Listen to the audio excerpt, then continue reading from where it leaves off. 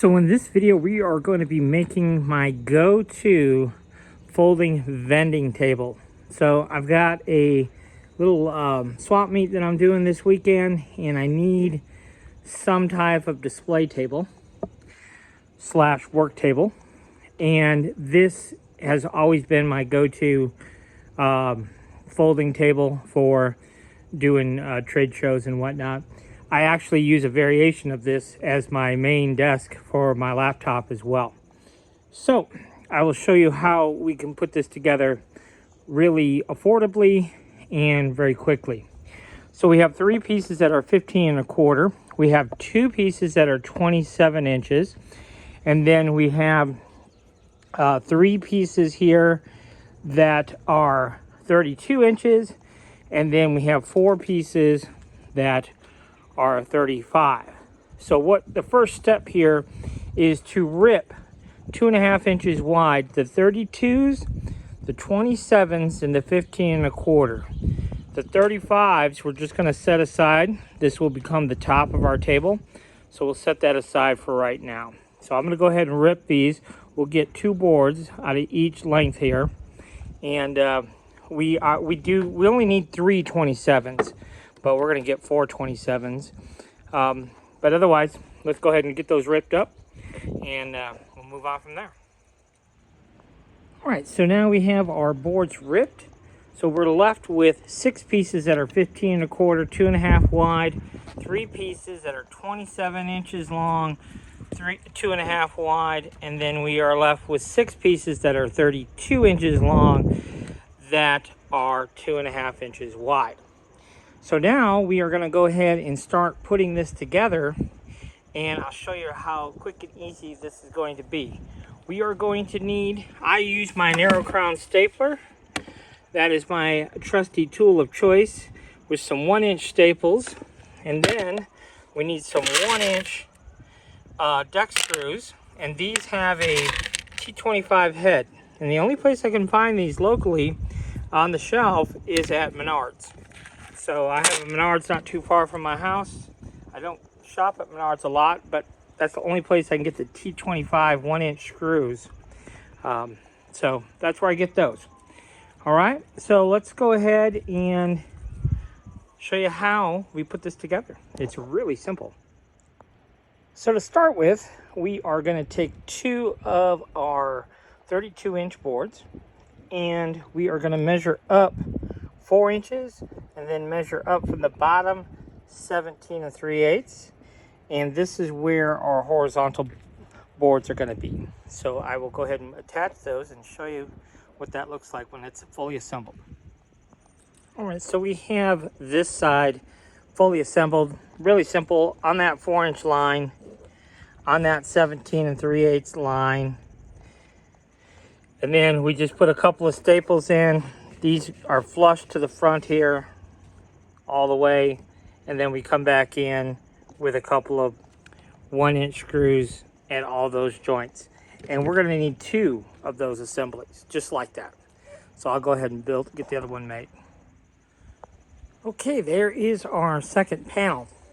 Now, our third panel is a little bit bigger, but it's made the exact same way, exact same dimensions, except the 15 1/4 become 27. Okay, so that's where the 3 27s come in. So we're still at 4 inches.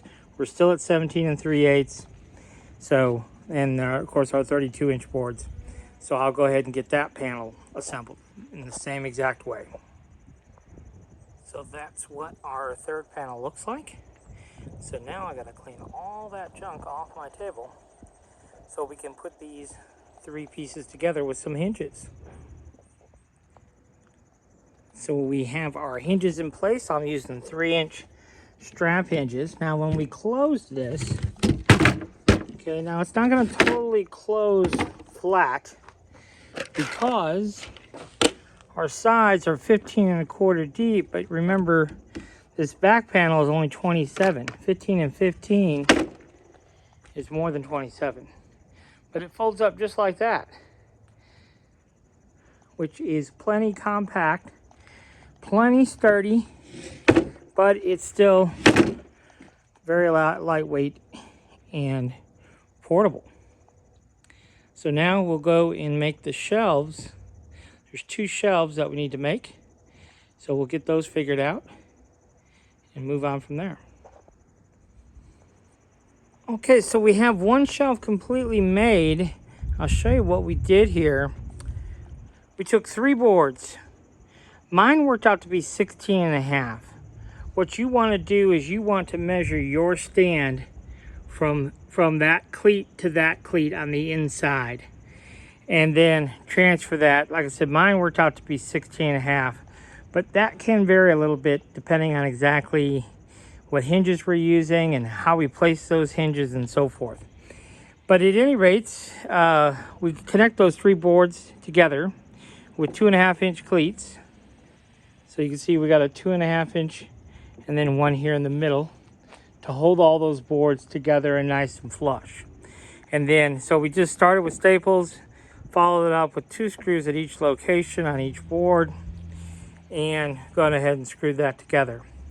Now this is approximately 16.5 inches deep, which works out perfectly for the dimensions that we're working with there. So I'll go ahead and put this shelf in place and show you what I'm talking about here.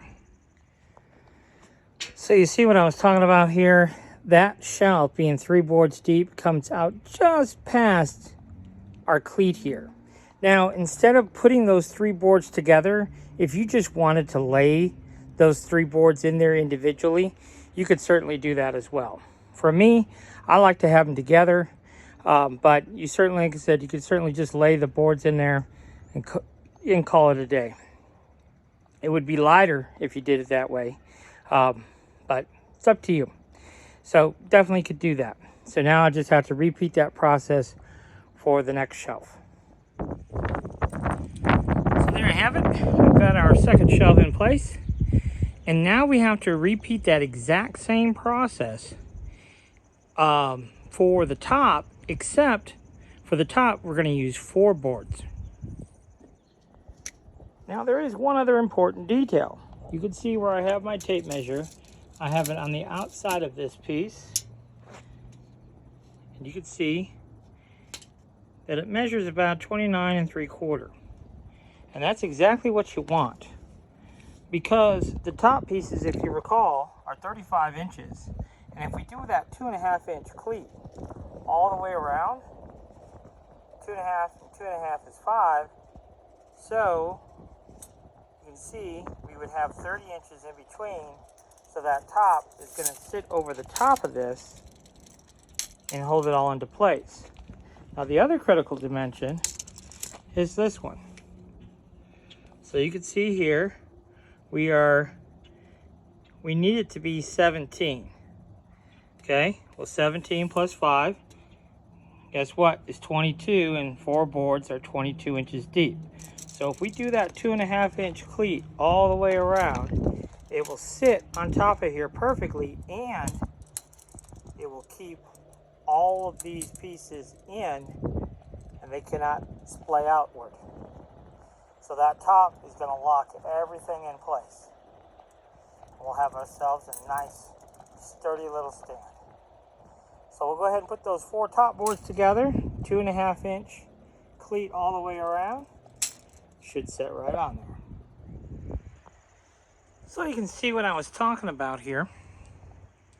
On our top, we've got 4 boards, and then we've got 2.5, 2.5, 2.5, 2.5. This is just a piece of scrap, and we kept it back from that front edge on the inside of this cleat 1.5 inches. And we need that in order for it to clear that horizontal bar. So this will go to the front of the bar. So now we can go ahead, put it in place, and see if it does in fact work like we expect it to.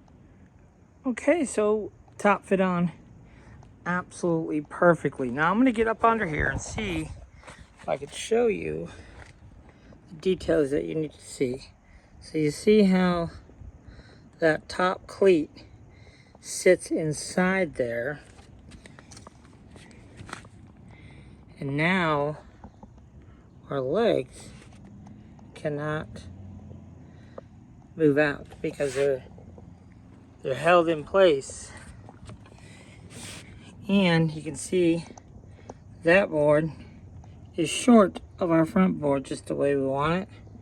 But you can see how that all is interconnected. We have our nice little display shelf. This can face the customer. If this is facing the customer, I'd probably put one in the middle, and that way we could hang some signage if we wanted to, or we could add several and have a little bit more privacy on our shelves.